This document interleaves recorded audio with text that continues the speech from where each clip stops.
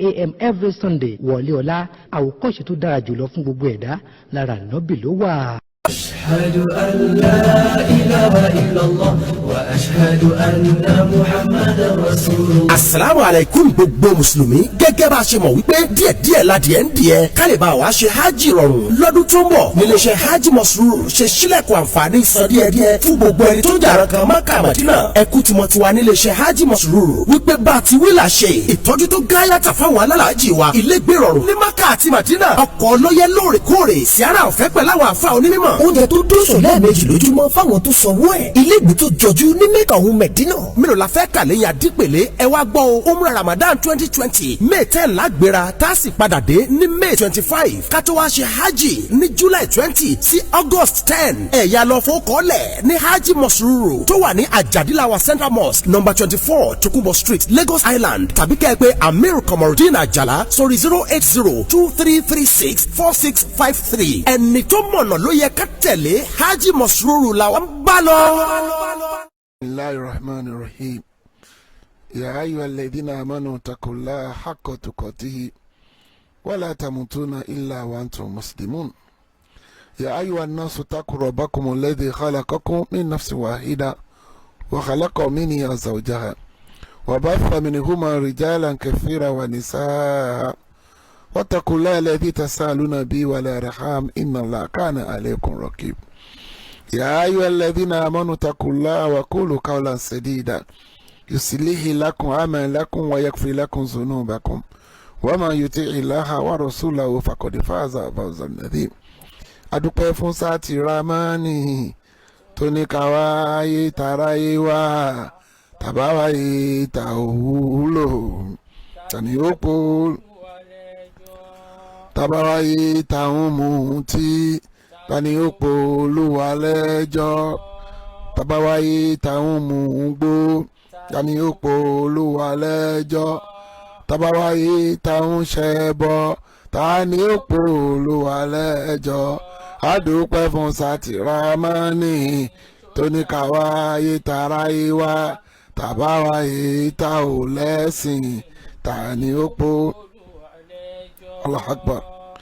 Ọlọ́run káwọn àáfàá wa àwọn tó kọ́ wa ní mímọ̀ tó kún kẹ́kẹ́ Ọlọ́run káwọn àáfàá wa àwọn tó kọ́ wa ní súnà tó yéké. Allahu gayatuna wa rasulu saymuna wa qudwatuna wal qur'ani dusturuna wal jihadu sabiluna wal mautu fi sabilillah asma amanina wal takum minkum ummatun yadkhuluna ila al khair ويأمرون بالمعروف وينهون عن المنكر وأولئك هم المفلحون. adúpẹ́ adúpẹ́ adúpẹ́ nítorí pé aṣíwájú wa Ànábì wa Muhammad sallallahu alaihi wasallam ó ní as-si'atu wal-firagu ni'matani kí èèyàn ní àlàáfíà kó sì tún ní ààyè Ànábì ní ìdẹ̀ra ni.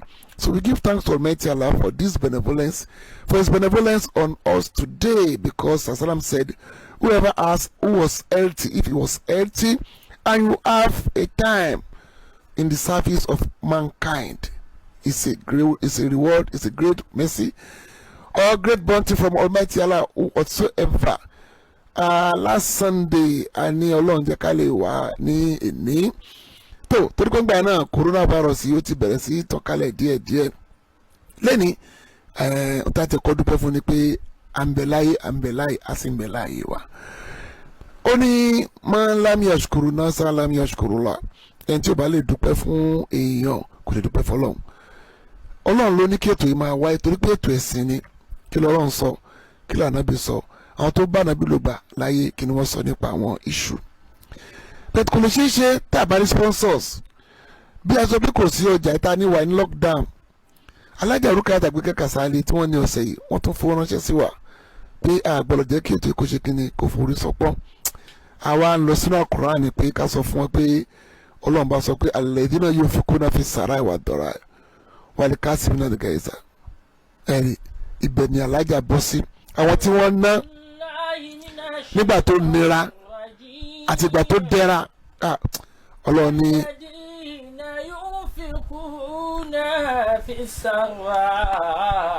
wọ́n dọ̀rọ̀ nígbà tí ẹ̀ ń tajà tí ò sí lockdown ẹ̀ ń dá sétò yìí lockdown tó wá wà ẹ tún dá sí àdúpẹ́ fún yín àdúpẹ́ fún yín àdúpẹ́ fún yín fajazahum bima sabaru jannatan wa harira ọlọ́ba ẹ̀san tá a sọ fún yín ni pé ẹ wọnú ọgbà àlùjánnà pẹ̀lú aṣọ àrírè. If we have no sponsor, we cannot continue this type of program. And since time immemorial, Islam has been calling for sponsors and supporter to the cause of Almighty Allah. Tó Ọlọ́run tó ní ayé tó ní ọ̀run gbogbo nǹkan tí ẹ ní àti tó mí àti tí èmi rájà lókè àtàgbé kíkà sáálí Ọlọ́run bá ò ní fọwọ́ bàjẹ́ kan ẹ̀yin náà wà ní ṣáláwọ̀ ẹ̀ ní dẹni àná nínú ẹ̀sìn ẹ̀ ní dẹni ẹ̀yìn nínú ẹgbẹ́ ẹ̀ sì ní dẹni àná nínú mọ̀lẹ́bí náà wọ́n rà fún anamọ̀kánà àlíyá nílẹ̀ àmàmì inshallah. Lẹ́yìn a fẹ́ sọ̀rọ̀ nípa ìgbára lọ́lọ́run tawakkul reliance on Almighty Allah to depend only on Allah which is our creator. Tẹ́rí issue coronavirus yìí tí ọ̀rọ̀ bá ṣẹlẹ̀ báyìí níwọ̀n bá tèmi mọ̀ àwọn mẹ́ta náà máa sábà sọ sí jù the politician, the economist and the religious scholars. So àwọn olóṣèlú àwọn onímọ̀ ìṣúná owó àti àwọn tí wọ́n jẹ́ onímọ̀ ẹ̀sìn àwọn tí wọ́n jẹ́ atheist àwọn máa sábà ní little or no contribution to it because they are very minute in numbers. So it's only the religious scholars, the politicians and the economists. So today I want to make sure that I stay in the scope of religious scholars. Mi fẹ́ kọjá gbé àwọn ẹlẹ́sìn tó lè Quran àti advice làmàmú tí wọ́n ní ká sọ fúnra wa. One, tẹ́lẹ̀ wo oríṣi àwọn kan là á ti ń gbọ́ nípa ẹ̀. From the politician, àwọn Democrats wọ́n accuse àwọn Republican pé ká ní wọ́n fi kalẹ̀ ní ètò tí Obama gbé kalẹ̀ wọn ò bá ní less casualties. Pé because wọ́n ti ní virus rí H1N1 wọ́n dárúkọ àwọn viruses yẹn. Pé because àwọn ṣe public campaign àwọn dẹ̀ ṣe vaccine àwọn fún àwọn èèyàn ní vaccination pé ó jẹ́ káwọn ti kọ́ bẹ̀ that is their own view because Yorùbá ní kíní òṣèlè rí àfi ń dọ́dún pọ̀ lọ́rọ̀ ni. They believe that if they have not scrapped the program of Obama in terms of healthcare, America will have a lesser casualty than they are having today. As at yesterday, I think they have more than 6,000 dead. 6,000 dead. And he was saying that if they can manage to have maybe 10 to 20,000, it's commendable. So you can imagine, so they are still expecting more people to die in America. New York City is the epicenter. So that's their own view. They believe that if they have maintained the healthcare scheme of Obama, they will have a lesser casualty. I'm not going to that because I'm not a politician. In terms of economy, because of what I pay, China go deliberately not shit one shit. Their view is that Shanghai, Beijing, Guangzhou, and some of their states that is economically power. Wuhan, and Wuhan is an industrial state. And the less I want to go, so if I got in the antidote, so this issue of economy, so they really want to destroy economy of America. I'm not going to that also. To pay entire money, you cannot be discussing about it. But kí ló lọ́n bá sọ fún ara ẹ̀. Ǹjẹ́ o kò sọ fún wa pé nǹkan báyìí máa ṣẹlẹ̀ ni? As a Muslim, as a believer in Almighty Allah. One, he said in Quran 2:155, he said, نَبْلُوَنَّكُمْ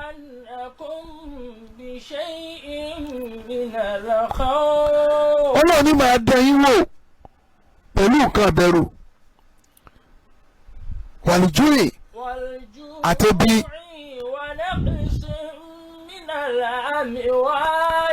àti dídínkù owó àti dínkù ẹ̀mí you can see nǹkan mẹ́rin àti pé nǹkan ọ̀gbìn oníwù bẹ́ẹ̀ ṣe fẹ́ kó wù mọ́. Àmọ́ sọ fún àwọn tó ní sùúrù pé yóò padà dáa ni. That is first message. Let us be patient and perseverance.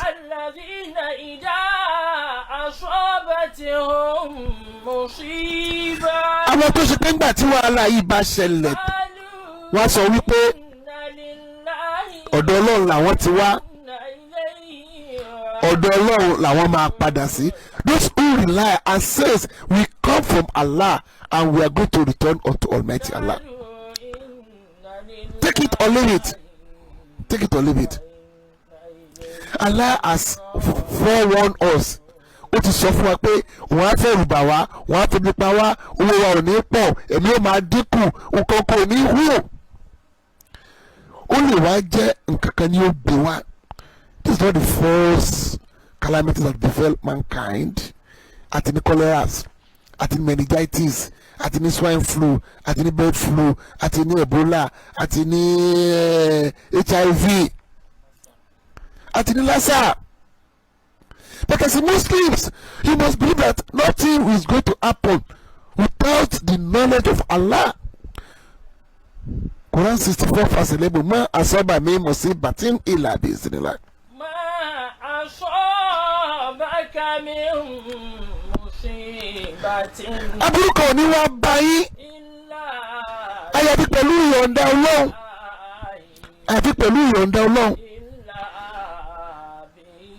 No calamity will befall on you except by the knowledge of Allah. It's not Imran. Olùbáni àádọ́yìnwó. Àádọ́yìnwó. Àádọ́yìnwó. Ìbísọ́tò Ankabut. Wọ́n ní Alif Lam Mim. Àṣìbà náà. Ayútúrakú ayakulu amana wọ́n múlá ìfútanù. Ṣé àwọn ènìyàn rò wípé ẹgbẹ́ náà bá gbọ́? Àdẹ̀nídẹ̀ẹ́wò rárá o. This issue of corona is a test and trial for Almighty Allah. Take it or you leave it. Torí pé kíni a ti dá àwọn aṣíwájú yín wò. Aṣíwájú yín. We have tested those who have passed before you. A fẹ́ mọ talẹ́ni tó ń sòótọ́.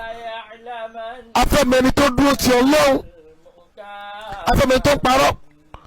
It's through the exam you are going to know an excel student. Oríṣi kan wá ń ṣẹlẹ̀, wọ́n bá fẹ́ mọ àwọn òròrí wá, ọ̀nà àbáyọ, àgbàgbé Ọlọ́run gan fúnra rẹ̀. Tsunami, ó mọ ní Japan nìkan ni. Fukushima, nígbà tí iléeṣẹ́ tó blow, ó mọ lọ́dọ̀ wọn nìkan ni. Ilé ìkọjá nation, ó kọjá continent. Wọ́n fi pè ní pandemic. But as a Muslims, ó gbọ́dọ̀ gbàgbọ́ ní Quran 2:155 yẹn, ó gbọ́dọ̀ gbàgbọ́ ní Quran 64 verse 11 pé àdéhùn kan ò ní dé o àti kọ́ ló bá mọ̀ nípa ẹ̀. Àfọwọ́fà ni o, human error ni o, kíní kankan ni o. Take it or leave that, Allah knows about it. Message wa tá à ń pass nìyẹn. Because we are Muslims. I believe in Allah. Why?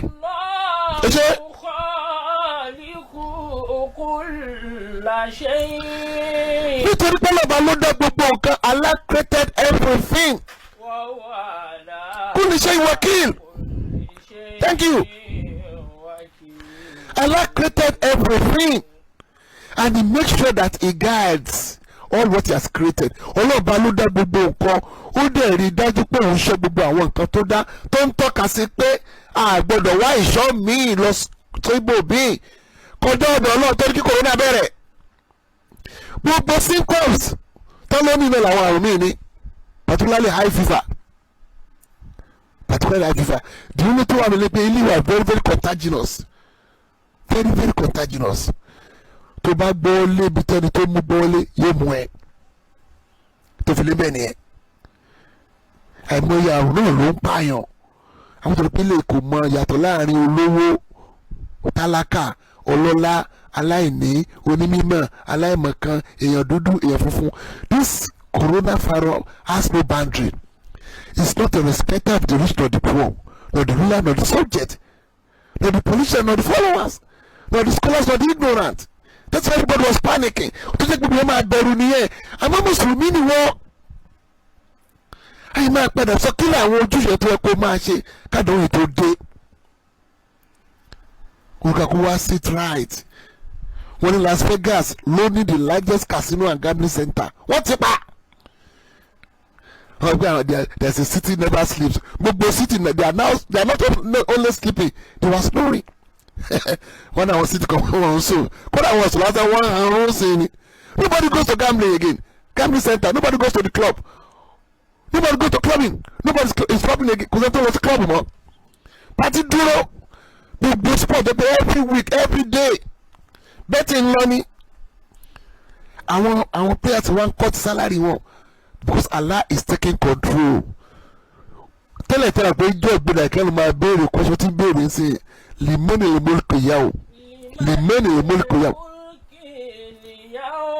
lillahi alwahid alqahar alhaq oni my baby pé tale tó ní ọjọ́ ta ló ní power. Who has the authority? I'm asking you now, who has the authority now? Presently, as we are. Who has the authority as we are saying? Is it America? Is it Russia? These are the 5 superpower: America, Britain, Russia, Germany, and China. America spent almost 34 trillion or more. When no one destroying properties, human being, nobody care about the Syrians. Nobody was concerned about the Yemen. Palestine has been suffering for donkey years, for decades. Nobody talk about Palestine. They are being killed every day. Nobody look onto their side. Well, not just Palestine. They destroy Afghanistan, they destroy Libya, they destroy many countries. Now they are facing their own problem. We pray Almighty Allah to alleviate everybody's suffering, particularly Americans. They are human beings. Like us. They have Muslims, they have Christians, they have non-believers, they have the Jews. We are concerned about what's happening. We are not concerned about America alone. But it shows that only Allah has the absolute power. Not America. There's no like superpower. You cannot say that everybody is not super. Not to talk of absolute power. It's really insane. Àwọn nǹkan tó ń ṣẹlẹ̀ yìí ẹdún látọ̀dọ̀ ọlọ́ọ̀bá ni kí ló ní ká wá ṣe ó ní ká wá sìn àsìn à ń ṣẹ́. We are created to worship him, but we are not worshiping Almighty Allah. We are transgressing against his limits. We are committing sin against him. Tọ́rọ̀ bá ṣẹlẹ̀ báyìí mo ní nǹkan mẹ́ta tí n fẹ́ pa kí ìsẹ̀yìn mùsùlùmí sí. I'm in Nigeria. I do not travel out of this country. But there are 3 things that's happening in our own country. Maybe it's happening in your own country also. Tí fẹ́ pa kí ìsìn wá sí ọ̀rọ̀ habatu sauda ọ̀rọ̀ kákìrò àbí ká má kírun àti ọ̀rọ̀ àdúrà nígbà tí wàhálà bá ṣẹlẹ̀ báyìí. I'm not talking about any other country. I'm in Nigeria. But these 3 things happening in our midst. What is the efficacy of black seed? Can we pray a congregation or not? Then what type of prayer should we offer in the time of distress or calamities? Gbogbo ẹ̀yin tọ́lọ̀ bá ní kẹ́ sọ̀rọ̀ nípa Albert Sadam. I'm not taking side. Mẹ́tí mo gbọ́mọ̀ ní pé púpọ̀ ọ̀run yìí kò sẹ́ tó sáìtì muhadis kankan báyìí. Kò sẹ́ tó sáìtì àfa aládìsí kankan. Ẹ̀yin ló dẹ̀ kí ṣe muhadis. Kí wọ́n lè bá ẹ̀yin jà fún?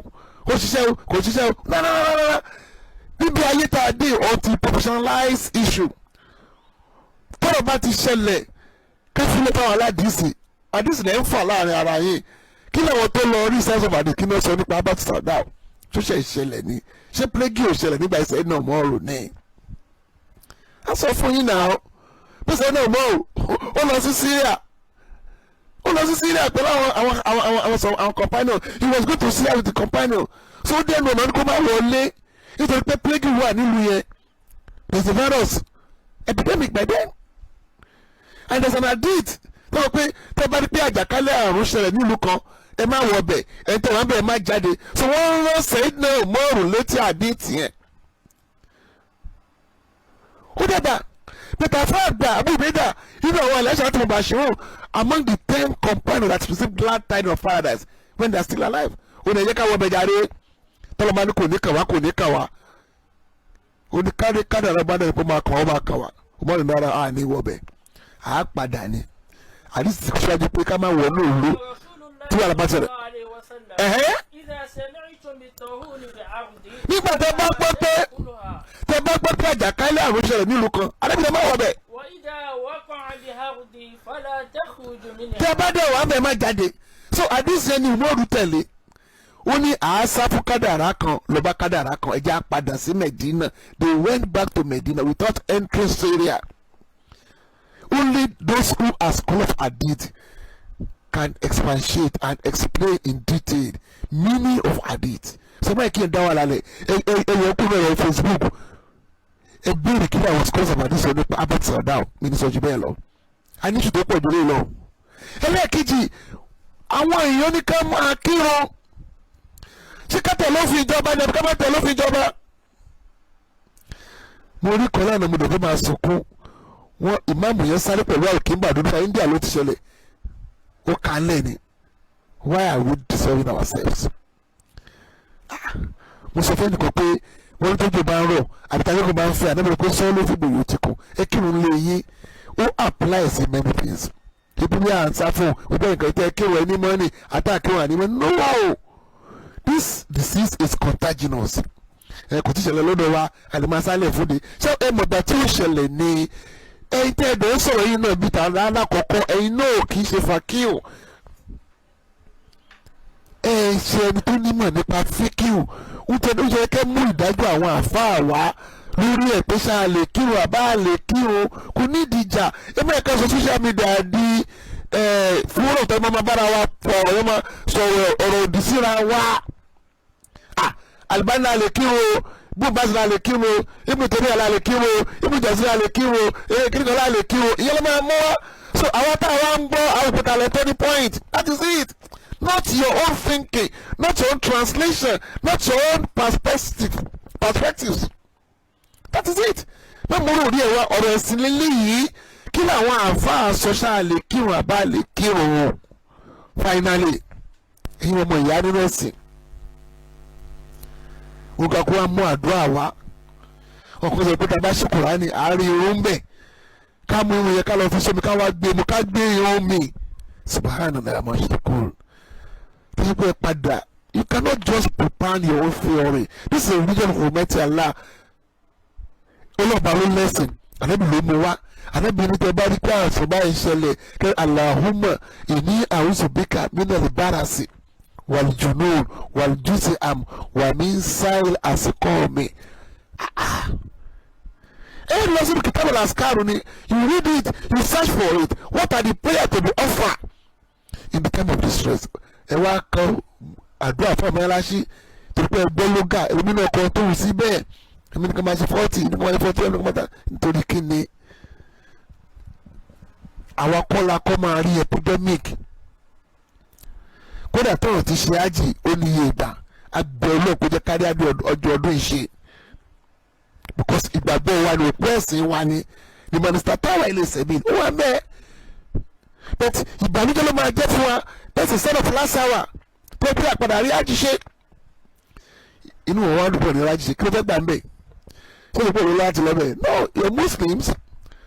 Àwọn àdúrà tá gbọ́dọ̀ ṣe àdúrà gbèsè wà àdúrà àárẹ̀ wà àdúrà plague tó ṣẹlẹ̀ yìí ó wà so nítorí pé èèwọ̀ ni máàmù àdúgbò ìbọn ni máàmù lù ó wá ní kọ́ bẹ́ẹ̀ jókòó bẹ́ẹ̀ fọ́ọ̀mù àdúrà no you don't do it.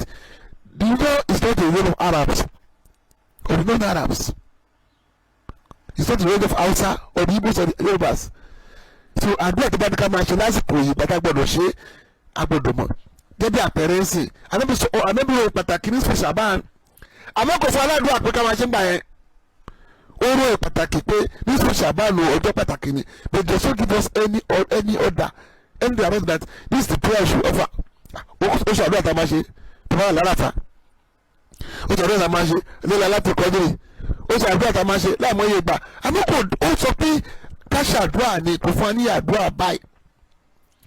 Ìyẹn ní pé àwọn tá a máa ṣe bíi tahajud bíi tilatul Quran àá ṣe tó pọ̀ ìjọ Friday ó ní ẹ máa ṣe pọ̀pọ̀ sàlátù fún mi. So what we are driving out is that whatever that comes with Muslims we must find solution in the Quran or the Hadith. Everybody was right now, our panicking and nervous We don't know when this calamity will end. There's no solution or any of it in sight. Àmọ̀gbà tí ó tán. Olùbá ní falyatawakkal al-mu'minun. Àyà kan ní ìgbẹ̀yìn mọ́ káyẹ̀.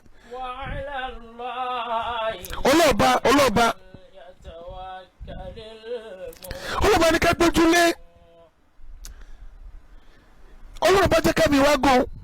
Àlùbá bá kòrónà yìí lọ. Àlùbá yìí wà. إلا ما كتب الله لنا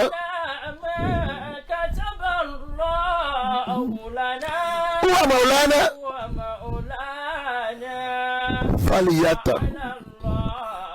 وليتوكل المؤمنون. أفعت بالله كسي أو ní kọ̀ǹtàtì àrùn kan àdánwò kan ò ní débẹ̀ it will be accident.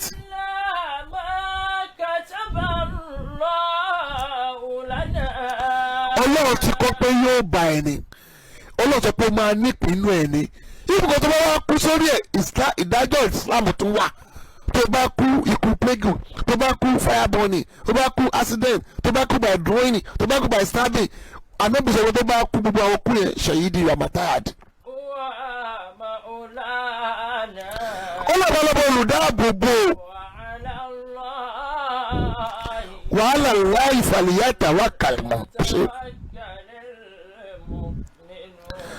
Ibi tá a fẹ́ dúró sílé nìyẹn wa ala Allahi falyatawakkal al-mu'minun. Ẹ jẹ́ agbára lọ́lọ́hun, ẹ jẹ́ agbára lọ́lọ́hun, ẹ jẹ́ agbára lọ́lọ́hun. Bọ́ọ̀lù láṣẹ wa agbára lọ́lọ́hun lásán. Ọlọ́run là ń gbára lé, Ọlọ́run là ń fi ń gbára lé. Ọ̀tọ̀ ni tawakkul, ọ̀tọ̀ ni tawakkul, ọ̀tọ̀ ni qadar, ọ̀tọ̀ ni kádàrà. Gbogbo ló lálàyé nínú Islam. So tó ṣẹlẹ̀ yìí kò sí tó lè mú kó, kò sí tó lè mú kó. Ẹ ká fi parí ẹ̀ka tó fi bẹ̀rẹ̀, tàbá bẹ̀rẹ̀ ọ̀sẹ̀ tó ń bọ̀. Ọlọ́run sọ pé iyam sansika Allah biduri fala kashifa lahu illa huwa. Wa in yuridu bi khairi falada ìfàlẹ̀ kan sọ ni lọ́tò Yunus. Iyam sansika biduri tí n bá gbèrò àti fi ìnira mú yín kò sẹ́ tó lè kakò. Kò sí biduri fala kashifa lahu illa huwa. Ibi tá a dúró sí ni ẹ o, ibi tá a dúró sí ni ẹ o. Ọlọ́mọ ti máa fẹ́ fi ìnira gbá yín mú kò sẹ́ni tó lè ní kó má ba yín kò sí. You do not expect it. If I don't want last time in China, who do you see? Italy, at Spain, and these are people who call advanced country. So ibi tá a dúró sí pé ẹja agbára lọ́lọ́run, ẹja agbára lọ́run. O ṣe tí mẹ́rin ṣe pọ̀ tí tó mo gbòòrò dáadáa pẹ̀lú yín náà kò sẹ́ni tó lè ní kó máa ṣẹlẹ̀ ìfàdílé ẹnìkan ò lè dá padà ìdẹ̀rẹ̀ mi ọlọ́run lórí. Wọ́n tó máa wù mí ni mo máa fi ń kọ́ lọ nínú àwọn ẹrú mi Allahu Akbar Allahu Akbar. Ibi tí a máa dúró sí ni ẹ ọba aláforíjì lọ́lọ́ Al-Ghafuru Ar-Rahim. Ọlọ́run á tún wá lọ́sẹ̀ tó ń bọ̀ á tún kọ́ alẹ́ kọ́. Allahu Akbar. Mamati salamu wali salamu